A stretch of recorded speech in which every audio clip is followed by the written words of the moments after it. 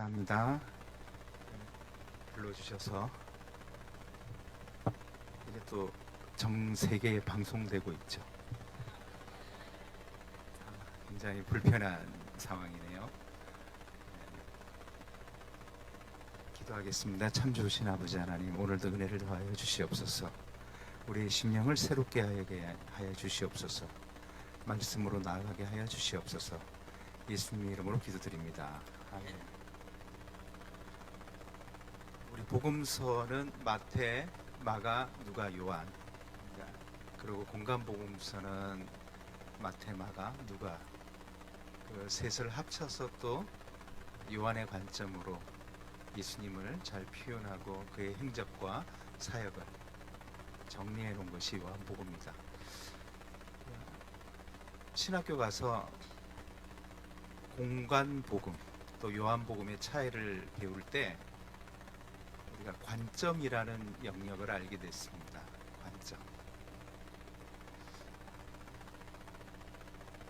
관점이 멀리 보고 커지고 길게 보려면 결국 내가 이해하는 영역, 표현의 능력, 언어의 능력, 상황을 해석하는 능력, 좀 탁월함이 좀 필요하다는 것도 신학교 가서 알았습니다. 그래서 설교도 동일한 것 같아요. 그러한 능력을 우리가 성령의 조명하심을 받아서 은혜를 나누고 또 듣는 분들이 충분히 공유할 수 있는 그 영역에 대해서 함께 나누는 것이 설교라고 생각을 합니다. 그래서 제가 그거를 모든 설교자들이 그거를 높이고 그것의 은혜를 나누기 위해서 어떤 일들을 하는가,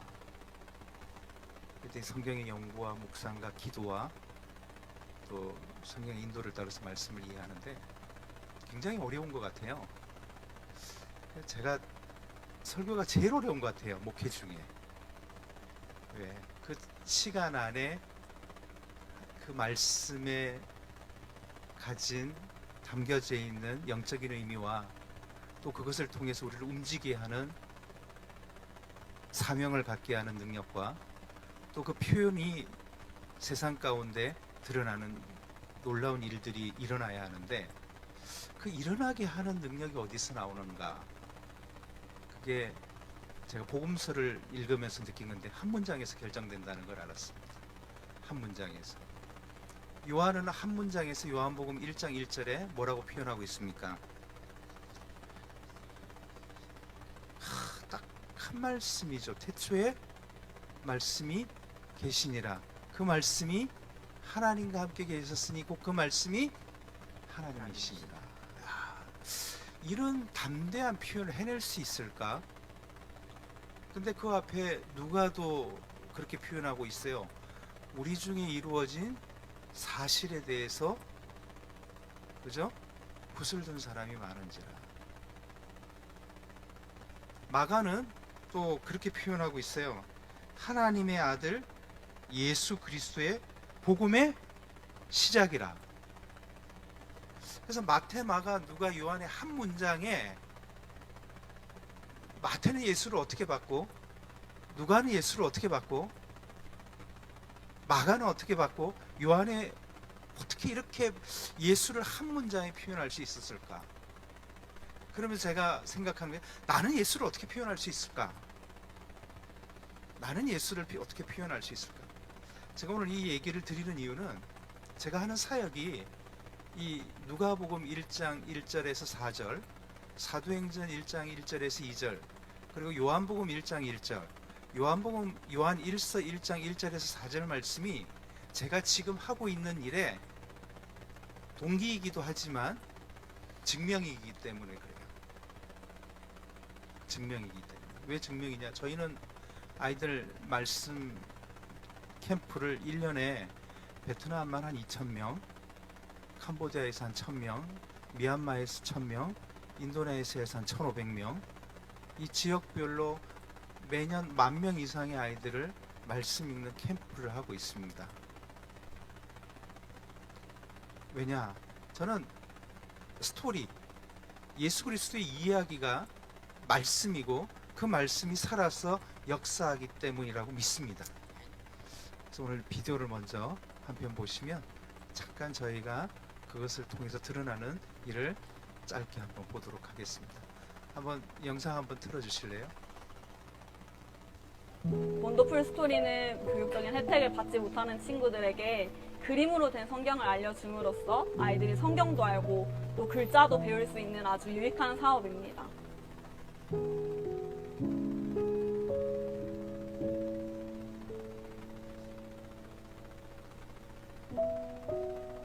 아이들이 책을 읽고 싶어도 책이 없어서 읽지 못하는 경우가 굉장히 많아요. 성경과 관련된 책이면 더욱더 없어서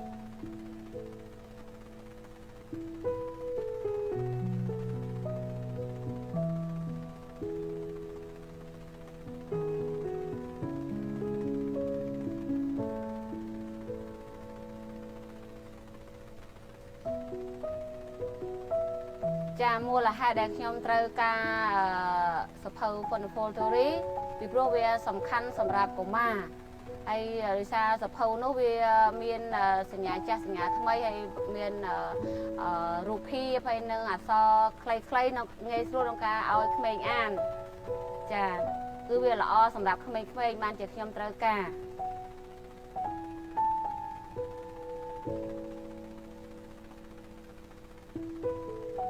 이 원더풀 스토리가 하나님을 믿는 아이들에게는 꼭 필요한 책입니다.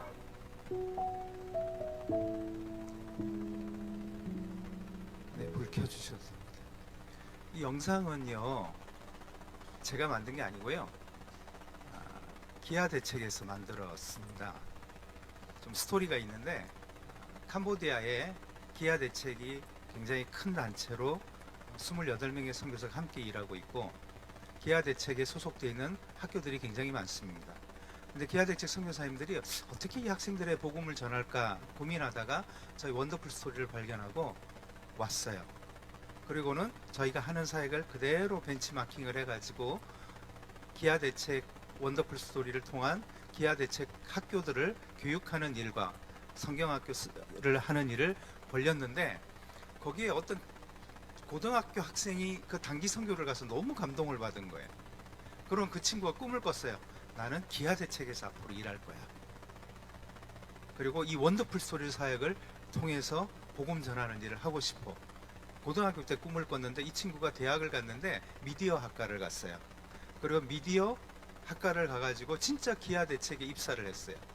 입사하고 처음 만든 게 이겁니다. 이걸 만들어가지고 유튜브에 광고를 올렸는데 2주일 만에 50만 명이 봤어요. 그리고 2주일 만에 얼마가 모금이 되냐면 거의 1억이 모금이 됐습니다. 제가 모르는 사이에. 저희는 따로 모금을 하지 않거든요. 근데 다른 데서 연락이 왔어요. 이 기아 대책에다가 이런 권한을 주셨냐고. 몰랐죠. 그래서 기아 대책을 만나가지고 저희는 직접 모금을 하지 않으니까 기아 대책이 만약에 이 영상을 통해서 모금을 하게 되면 오해가 생기니까 좀 조절을 해주시면 좋겠습니다. 그리고 어떻게 조절할까요? 그랬더니 기아 대책에서 모금한 모든 금액을 만약에 원더풀 스토리가 필요한 나라가 있다면 좀 같이 쉐어해 주시면 어떻겠습니까? 어차피 광고를 하니까. 근데 기아 대책은 기아 대책 선교사만 도와주게 돼 있대요. 그래서 이 광고를 내렸어요. 그 대신 이 영상은 저희가 마음대로 쓸 수 있도록 이렇게 됐습니다. 굉장히 효과가 커요. 저는 기아 대책에서 어떤 돈도 받은 적이 없습니다.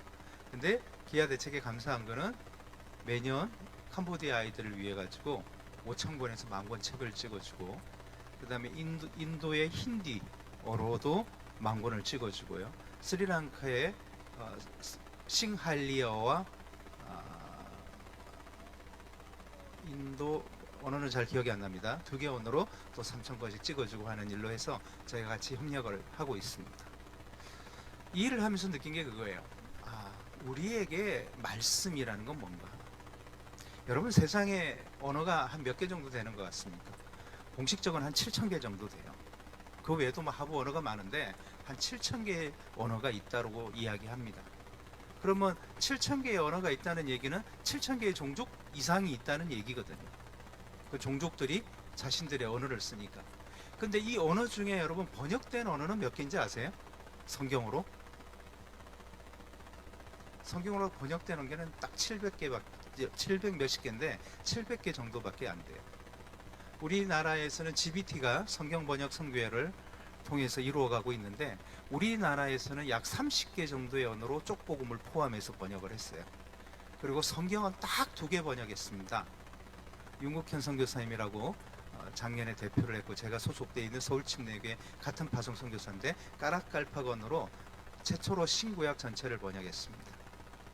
그게 1번이에요. 작년에 2번째 성경이 번역돼 나왔거든요. 그러니까 성경을 하나 번역한다는 것은 굉장히 긴 시간이 걸려요. 한 30년 정도 걸리고 굉장히 많은 돈도 들어갑니다. 근데 그런 걸 생각을 해봤어요. 성경을 번역하는 것이 좋은데 실제 읽는 사람은 어느 정도 되냐 봤더니 가동률은 1%가 되지 않아요. 그렇게 노력하고 번역해도. 근데 실제로는 복음 전하는 게 목적인데 복음을 더 쉽게 전하는 방법이 없을까? 그렇게 고민을 하기 시작을 했어요. 고민을 하다 보니까 1990년대 말에 로잔 대회에 위클리프 총재하고 CCC 총재하고 IMB 총재가 만나가지고 뭔가 운동을 하나 벌였더라고요. FTT 운동이라고. 마지막 태스크, 파이널 태스크. 그것이 누구에게? 소수민족들에게. 그래서 서로 협력하기를 했는데 그것이 뭐냐? CCC는 자신들의 자원을, IMB는 자신들의 가지고 있는 재산과 환경을, 그리고 위클리프는 자기들이 갖고 있는 성경 번역 이 툴들을 서로 이렇게 나눠 가지고 협력해서 마지막 남은 639개 종족을 한번 전도해 보자. 제가 그렇게 영향을 받았어요. 그때 제가 그 내용들을 읽으면서 나도 한번 꿈을 꿔봐야지. 소수 부족, 복음이 가지 않은 그 부족들에게 말씀을 가장 쉽게 전할 수 있는 방법이 뭘까? 나는 예수 필름처럼 아이들 성경을 만드는 게 더 효과적이지 않을까? 예수 필름이 60년대, 50년대 소수 부족들한테 전도하는데 가장 큰 영향을 줬어요. 영사기를 들고 가가지고 배터리로 영화를 틀어주면서 복음을 전했거든요. 근데 베트남에 가니까 무려 100개의 언어가 있고 54개의 종족이 있는데 그 중에 20여 개의 종족은 예수를 한 명도 믿지 않는 종족이 있다는 걸 알았어요. 이전에 선교사들이 와가지고 수많은 종족들을 향해서 전도했는데 그들의 종족 가운데 아직도 복음이 전해지지 않는 종족이 그렇게 많다는 걸 베트남에 가서 알았습니다. 베트남만 그럴까요? 아마 중앙아시아이든 필리핀이든 미얀마든 그리고 아프리카이든 아직도 복음을 듣지 못한 수많은 민족이 있다라는 거죠. 그럼 그 수많은 민족에게 복음을 전할 수 있는 방법이 뭘까? 그래서 사복음서를 보다 보니까 가장 기본적인 말씀을 전하는 일을 했구나라는 걸 알았습니다. 누가는 누구에게 말씀을 전했죠? 데오빌로에게 전했죠. 그러면서 뭐라고 표현했냐면 내가 이 본 예수 그리스도에 대해서 오늘 수많은 목격자 중에 내가 한 사람이 되어서 당신에게 이 편지를 씁니다. 굉장히 중요한 저한테는 도전이었어요. 썼구나. 그리고 그 글을 통해서 복음의 메시지를 데오빌로에게 전했구나. 그런데 사도행전 1장 1절에는 뭐라고 되냐면 내가 먼저 쓴 글에는 이렇게 나와요. 내가 먼저 쓴 글에는 이렇게 예수님이 탄생해서 이렇게 죽기까지 일을 전했는데 이번에는 어떻게 한다고요? 부활한 이후부터 성령이 오시고 그 과정을 내가 당신에게 전합니다. 복음은 전하는 거구나. 전하는데 뭐가 필요하다? 말씀이구나. 근데 그 말씀이 복음이 되고 성경이 되어서 오늘 2000년이 지난 지금 우리에게 그 말씀을 보고 듣고 있구나. 그래서 이 강단에서 이 말씀이 선포되어지는구나. 그런데 그 확실한 증거가 또 어디에 있냐 봤더니 요한복음 1장 1절에 정확하게 적고 있더라라는 거예요. 뭐라고?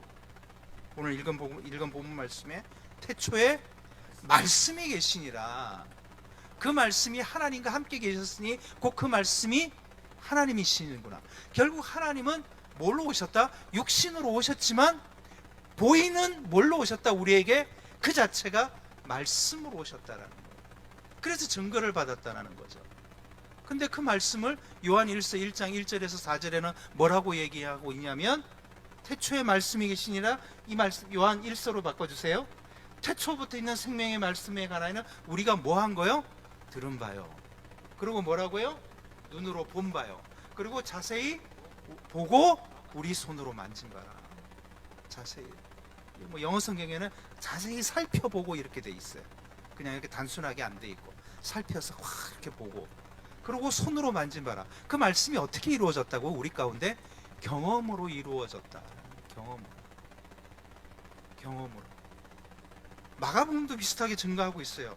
하나님의 아들 그리스도의 복음의 시작이라 하면서 선지자의 예언을 통해서 이렇게 증명된 예수가 왔다. 마찬가지로 마태도 계보를 통해서 증명하고 있죠. 근데 이 정도로 당당하게 요한이 이야기할 수 있는 증거가 쉽지 않아요. 거의 하나님하고 동격으로 얘기해요. 예수로 육신으로 오신 나타나신 예수를 하나님의 아들 그 자체를 말씀으로 오신 하나님으로 이렇게 인정할 정도면 어마어마한 고백 아니에요? 저는 참 초신자라는 말도 표현도 좀 그렇고요. 방문객이 예수님을 전혀 믿지 않고 교회를 안 다녔던 방문객이 교회 와서 한 방에 예수 믿는다는 건 저는 좀 불가능하다고 생각을 해요. 쉽지 않아요. 뭐 하나님이 특별하게 바울에게 내리 꽂았듯이 믿게 하면 가능할지 모르지만 이미 바울도 성경에 대한 이해와 지식과 탁월한 식견을 갖고 있었던 사람이었죠. 그런데 전혀 세상 밖에 있는 사람이 어느 날 교회에 들어와서 예수를 믿는다. 참 어려워요. 왜? 용어가 굉장히 어려워요. 예배, 찬양, 기도, 말씀, 주기도문, 헌금. 우리의 예배 가운데 쓰이는 용어는 세상의 용어와 거의 가깝지 않는 80에서 90% 이상의 특별한 용어들을 쓰고 있죠. 그래서 그 용어 가운데 내가 들어와서 하나님 말씀을 듣고 받아들이고 이해한다는 것은 어마어마한 기적이죠. 어마어마한 기적이죠. 오늘 제가 드리는 말씀을 여러분들이 용어 하나하나까지 이해하고 그것이 성령의 은혜로 조명받아서 감동이 되고 이해할 수 있다면 그건 정말 특별한 은혜죠. 왜? 공감하고 공유하고 이해할 수 있으니까. 저는 교회를 열심히 나갔던 이유가 주일학교 때 예배 마치면 꼭 퀴즈를 했어요. 연필 한 자를 꼭 줬어요. 그 연필 한 자를 타는 즐거움, 연필이 귀하고 좋아서라기보다는 거기서 내가 손을 들어서 그날 설교하고 그날 성경 공부했던 내용을 맞출 수 있다는 그 자신감이, 그래서 집에 연필이 쫙 이렇게 쌓여가는 그 즐거움이 얼마나 행복했던지 몰라요. 저는 그 연필을 한 번도 쓰지 않았어요. 교회에서 탈 때마다. 왜? 그것이 저의 꼭 계급장 같았기 때문에. 근데 어느 날 남동생이 그거를 몰래 하나를 빼가지고 깎아서 썼어요. 저는 모든 연필을 부셔버리고 동생한테 화를 내고 집어던졌어요.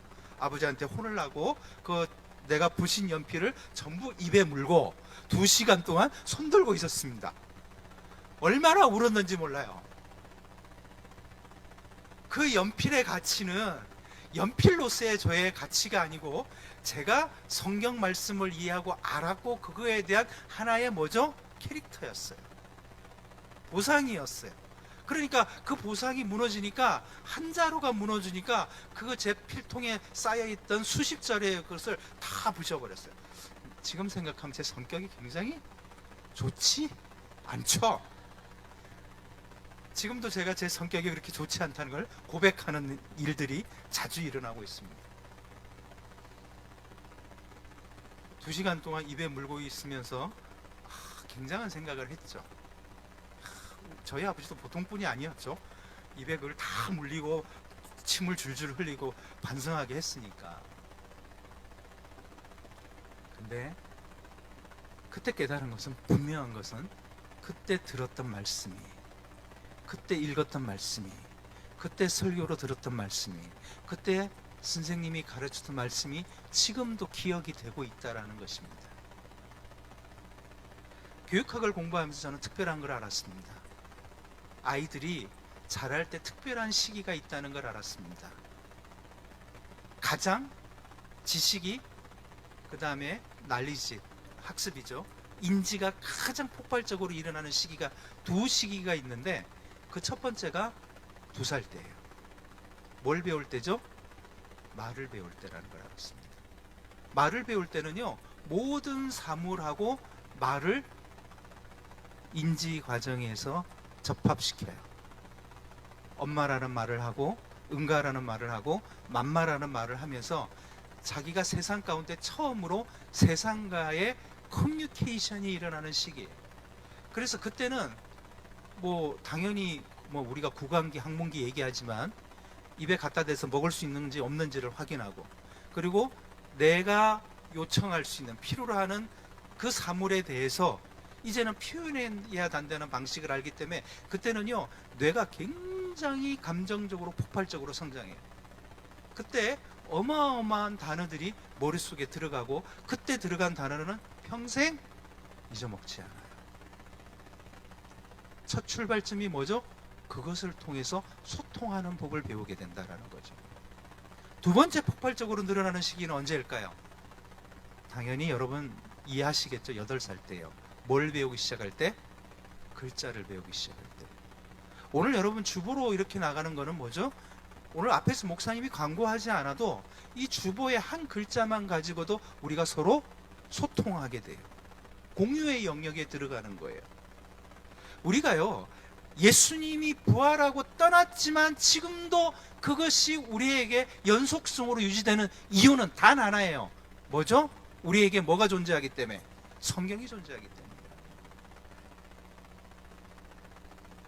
그것을 요한의 관점에서 말씀이구나라고 이렇게 표현하는 것은 오늘 그 자체 하나님과 소통하는 그 기회, 소통하는 방법이 뭐라고 인정했다라는 거죠? 말씀으로 인정했다라는 거죠. 그리고 예수님이 떠나도 오늘 우리에게 소통의 기회를 남겼는데, 그것이 뭐죠? 경험한 그 사람들이 남긴 뭐가 우리에게 있기 때문에? 성경이 있기 때문이라는 거예요. 그렇다면 성경을 이해하는 방법을 하나님께서 우리 인간에게 주셨을 건데, 그것이 인간이 할 수 있는 가장 기본적인 원리가 뭘까? 그걸 봤더니 요한 1서에 정확하게 적혀 있어요. 우리가 뭐예요? 들은 바요. 우리가 뭐요? 본 바요. 그리고 우리가 자세히 뭐 했다고요? 살펴도 보고, 그리고 만졌다. 그렇구나. 하나님은 우리에게 말씀을 듣고 이해할 수 있는 경험이라는 것을 우리에게 주셨구나. 인지라는 장치를 주셨구나. 인지라는 장치는 결국 뭘로 통해서 이루어진다? 학습을 통해서 이루어지도록 우리에게 하나님을 알아갈 수 있는 기본적인 인간에게 기회를 주셨구나. 기회를 주셨구나. 그렇구나. 그럼 이 기회를 주신 가장 놀라운 타이밍에 이것을 통해서 복음을 전하면 복음이 확실해지겠구나. 그리고 그때에 그것을 이 원리대로 복음의 핵심이 들어갈 수 있다면 평생 잊어먹지 않겠구나. 그래서 저희가 개발한 것이 원더풀 스토리 어린이 성경입니다. 이렇게 하면 복음을 전할 수 있겠구나. 이 학습에는 두 가지 원리가 있습니다. 직접 학습이 있고 간접 학습이 있는데, 직접 학습은 자전거를 배운다든가 요리를 한다든가 스키를 탄다든가 수영을 배운다든가, 이게 직접 해서 학습하는 거예요. 직접으로 배운 거는 잘 잊어먹지 않습니다. 뭐 화생방 훈련 이런 것도 직접 경험하는 거죠. 잊어먹지 않아요. 근데 간접으로 하는 건 뭐죠? 설교를 듣는다든가, 학교에서 선생님이 가르쳐 준다든가, 유튜브로 방송을 본다든가, 그리고 뭐죠? 책으로 읽는 거죠. 근데 이거는 시간이 지나면 어떻게 죠? 반복하지 않으면 자동적으로 잊어버려요. 그걸 파지라 그러는데, 교육학적 용어로는 자동으로 상실돼요. 그래서 시간이 지남에 따라 반복하지 않으면 없어져 버려요. 우리가 여러분 수요예배 때 오는 이유는요, 모든 기억이 3일밖에 안 가기 때문이에요. 이렇게 수업 시간에 들은 거는. 그래서 수요예배 와가지고 또 공부해요. 그 다음에 금요기도에 오는 이유는 뭐죠? 두 번째 할 때는 또 이틀밖에 안 가기 때문에. 그리고 매주 오는 이유는 아무리 길어도 일주일 만에 다 잊어먹기 때문에. 그래서 우리가요, 반복적으로 하나님 앞에 나오는 훈련과 경험이 계속 지속될 때 우리의 하나님과의 관계도 지속 가능하기 때문에. 그래서 매일매일 기도하고 매일매일 말씀을 묵상하는 거는요, 가장 우리가 인간으로 하나님과 함께 살아가는 데 있어서 가장 중요한 학습의 원리다라는 거예요. 그럼 뭐죠? 우리 안에 위기가 왔을 때 주의 말씀으로, 우리가 선택해야 될 때 주의 말씀으로, 우리가 뭔가를 판단해야 될 때 삶의 근거가 세상의 경험이 아닌 말씀의 경험으로 내가 유지될 수 있다라는 것이죠. 놀라운 사실은 베트남에서 저희가 한 4만 명 아이들 캠프를 했는데, 그 아이들을 이 교육학적 학습 원리에 따라서 말씀으로 읽게 하고 활동하게 하고 경험하게 하고 노래하게 하는데, 프로그램을 어떻게 짰냐면 노래하고 퀴즈, 드라마하고 퀴즈, 리딩하고 퀴즈, 그 다음에 복습 게임하고 퀴즈, 놀이 게임하고 퀴즈, 이렇게 쭉 했더니 이 퀴즈가 전부 동기부여가 돼가지고 모든 활동마다 뭘 이룬다? 아이들이 반복적으로 학습을 경험하더라고요. 그런데 그걸 끝나고 나니까 성경 66권에 우리가 뽑아놓은 스토리를 전부 이해하고 모든 과정에 그들이 손을 들고 나오는데, 다음 주에 교회에서 무슨 반응이 일어나냐면 교사들과 목사님들이 저한테 전부 그런 얘기를 해요. 아이들이 말씀을 알아들어요. 성경 공부가 되기 시작했어요. 아, 이것이 커뮤니케이션의 가정이구나. 이것이 우리에게 주는 말씀의 영적인 능력이구나. 그런데 가장 중요한 본문 가운데 등장하는, 이 본문이 아니라 그러한 스토리를 연장시켜서 볼 수 있는 한 과정이 있는데, 그것이 베드로의 행적이에요.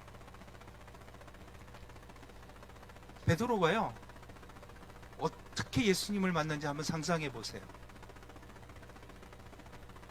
밤이 맞도록 수고하여도 뭘 얻지 못했죠? 물고기를 얻지 못해요. 근데 딱 한마디, 어디에 그물을 던져라? 깊은 데로 그물을 던져라는 자신의 삶과 자신의 경험이 아닌 오직 예수 그리스도의 만남 가운데 그 말씀에 순종했을 때 역사가 일어난다는 걸 경험했어요. 그러가 그가 예수님을 쫓기 시작해요. 따르기 시작해요. 따르는데 어떤 과정 가운데 죽은 자가 일어나는 거, 병든 자가 일어나는 거, 말씀 가운데 살아나는 거, 그리고 오병이어 물고기 5마리로 떡 5개라는 기적, 그 다음에 세금을 걷는데 물고기 뱃속에 돈전이 나오는 기적, 예수님을 바라보면 바라볼수록 자신의 삶의 인생이 모두 해결된다는 그 해결점으로 쫓아가기 시작했어요. 그런데 예수님이 죽음의 자리에 섰을 때 베드로가 있었나요? 없었나요? 없었어요. 저 사람은 예수님의 제자라고 한 아이가 고발할 때, 얘기할 때 3번이나 부인하면서 사라졌던 것이 베드로예요. 왜? 그의 관점이 자신의 삶의 인생을 해결하는 그냥 예수, 세상에 탁월한 능력을 가진 예수. 야고보 요한이 예수한테 당신이 그 높은 자리에 가면 나를 우편에 좌편에 세워주세요 할 때의 그 관점들로 봐서는 예수님을 오해했다라는 거죠. 십자가상에 달릴 때 유일한 요한 외에 어떤 제자도 그와 함께 하지 않았습니다. 그런데 십자가에 달린 후에 예수님이 뭐 하셨다라고 이야기했을 때, 부활하셨다라는 얘기를 했을 때 베드로도 반신반의했죠. 도마는 확인해서 믿겠다라고 얘기했죠.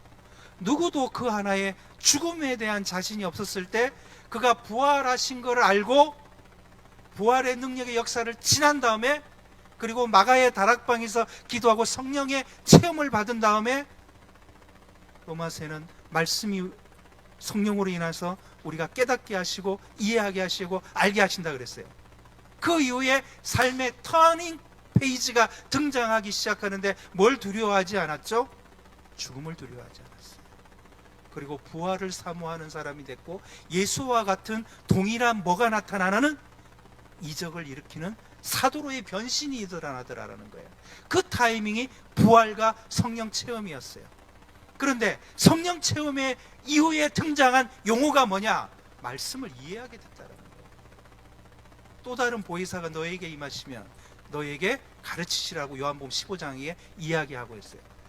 들은 것을 생각나게 하시리라. 요한복음 15장 그렇게 얘기해서 너희가 내 안에 있으면 너희는 가시를 많이 맺나니 나를 떠나서는 아무것도 할 수 없습니다. 그러면서 하신 말씀이 뭐하냐면 너희가 들은 것을 생각나게 하고 깨닫게 하시리라고 얘기하고 계세요. 그럼 궁극적으로 오늘 요한이 바라본 예수는 뭘까요? 바로 내 안에 오신 하나님이었다는 거죠. 그리고 그 말씀을 통해서 그가 말씀 가운데 살아가는 것이, 말씀으로 경험하는 것이 오늘 내게 참 믿음의 길이라는 것을 보았다는 거죠.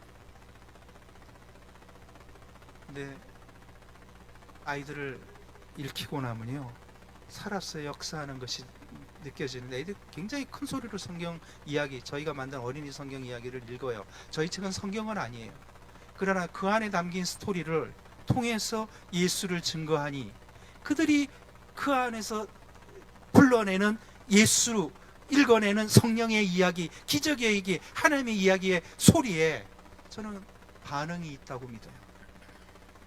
그리고 그들이 평생, 지금 교회를 다니지 않아도 평생 살아가는 동안에 삶이 어렵거나 삶의 절망이 섰거나 뭔가 자기가 하나님의 부르심을 쫓아가야 될 때 내가 읽었던 이야기는, 내가 들었던 이야기는, 내가 만졌던 이야기는 평생 역사하신다라는 사실이에요.